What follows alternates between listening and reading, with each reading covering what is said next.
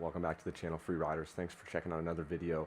Today we are going to be talking about some of the common mistakes when buying a motorcycle and lessons that have taken me a lifetime to figure out. So if you're interested in making the right bike choice for you, make sure you stick around for the entire length of the video. And if you have any questions, comments, leave them down below for me. And without further ado, let's get into it. So I needed to make myself a few notes, and I'm going to be sharing a lot of thoughts with you guys. So I will do my best to break this down best as possible so that it's easy to understand, because like I said, this stuff has literally taken me a lifetime to figure out. I've owned a lot of motorcycles over the years and have made some pretty poor choices, mainly financially when it comes to the purchase of each one. I've bought in bikes that have stretched to my limits financially. It's put me in positions where I couldn't really take time off of work, thinking I was doing the right thing, and really I was just kind of running myself into the ground. It's put me through the financial stress, of course, as well as just stress at home. It's taken a toll on my wife. She hasn't particularly enjoyed some of this journey, but you know, I choose to believe that it is for a reason, that it is beneficial in the end. It just is a long process. So if you guys are making a decision or unsure about a decision, you have to have faith in the process and trust that at some point in time it will work out. But ideally, I want to see you guys saving money and stress on the forefront of your purchases rather than dealing with the regret afterward. Now, first and foremost, one of the biggest mistakes that a lot of people seem to make is buying the bike simply off the looks or the hype that's around it. Take, for example, some of the higher-end sports bikes or some of the higher-end Harley-Davidsons, Indians, so on and so forth.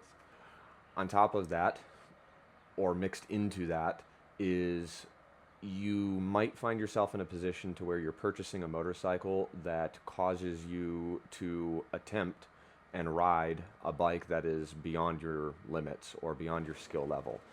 And when it comes to the safety aspect of that topic, it's really not something that should be taken lightly, because when you're dealing with high-powered or high-end bikes, not only can the physical risks that are associated with it be not worth the risk, but you could also be taking a financial risk as well, and that's not something that you want to be doing for yourself, especially if you're a young guy or gal who is watching this.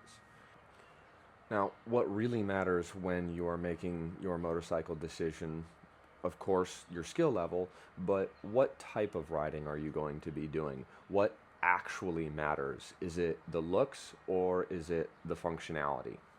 Then also, are you going to be commuting with this? Are you going to be adventuring with this? Are you going to be taking long road trips with this? And when I buy it, depending on the need, am I okay with it either being ridden every day and having to deal with the maintenance costs associated with that, or am I okay with it spending a little bit of extra time in the garage? So I learned this one the hard way, but the financial aspect of things is a huge factor in all of this, because the reality of it is that if it's stressing you out financially to the point where you may not be able to ride it as much as you want to, or that it's making you have to work more, work harder, pick up a second job, then chances are that's probably not going to be a good choice in a purchase. Then on the flip side of the initial buy-in process is the resale process, because you have to give yourself the time and the room to grow. You may eventually land on a setup that works for you, but odds are most people throughout the course of their life are going to work through several motorcycles. And you do not want to see yourself purchasing a bike that is going to have poor resale value. So Most of the time, that usually means looking at the used market or seeing if there are some great deals on new bikes and then checking out what their resale values are for some of the older models a few years back.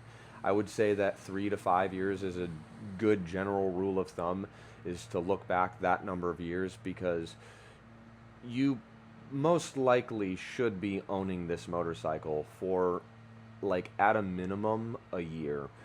I see the most benefits, if you will, out of long-term usage. So rolling into that 2, 3+ year markers is where you're going to learn the most about the bike, as well as give yourself time to make another financial decision. And the reason this happens is because your skills evolve, your life grows, you could get a new job, start making more money, or you could lose a job, make less money. And because of those variables, it's a good idea to give yourself a little bit of, I'll say, wiggle room when it comes to buying said motorcycle that you're looking at, because you have to account for some of these what ifs that nobody really plans for. Now, one of the beauties of the motorcycle industry currently is that there are so many options regardless of your skill level. I personally would recommend something that has you a little bit more in an upright seating position for your first motorcycle. Whether you've heard this spiel before about being a young kid who grew up riding dirt bikes, that was my story. But even if you're somebody who has no experience, something that doesn't have you hunched over and tensed is going to make you feel more relaxed on the motorcycle. So some good examples would include Triumph Speed 400, any of the like Kawasaki lower CC Versys models, the KTM 390, the Honda CB 500, the Ibex 450 from CF Moto. There's a lot of like lower end CC bikes that fall into those categories. And then of course, you know, your height and weight do play a role in that as well. If you're a larger guy or gal, then you're not necessarily going to want a 300 more than likely. So to put it in perspective, I have owned in my lifetime about 22 bikes right now. And for me, that's a lot, because it was a process of buying and selling. Most of the time, it wasn't until some of the more recent years in my life, within the last like 3 years, that I was able to start picking up some more. Now, what you see behind me are the 3 bikes that I have personally landed on that fit my needs and wants, and each one has its own specific purpose. So we want to keep this simple. We want to put it into a simple framework when purchasing a motorcycle so that you don't make some of the same mistakes that I did. The framework is going to be, what am I going to use this bike for, right? The daily commuting, weekend riding, etc. How much can I afford? And what is my skill level? And I had to learn the hard way that purchasing the wrong bike can cost you more than just money. I really wish that I could capture the depth to which I am trying to describe to you, but the amount of stress, the amount of sleepless nights, and sometimes it all seemed to be just for nothing. Stressing about a bike that I only ended up owning for a year and then sold. And I then turn around, look back on that and think, well, what was all that for? You know, and it's taken me until now, and even still working through it now, which is, they did still have a reason, but I just kind of wish that the cost didn't stem as deep as it did, because not being able to take breaks and not being able to just like give yourself time to think and constantly go, go, go, go, go, it's exhausting, it takes a toll, and it's just not worth it. So if I can make a simple video talking with you guys about how to avoid that, that makes me feel like my lessons were not only just teaching me something, but hopefully benefiting one of you guys as well. I kept telling myself that I was going to try different bikes to find what it was that I enjoyed most, to find what type of riding it was that I enjoyed most, which, crazy enough, is a much more difficult question to answer for yourself than you would think.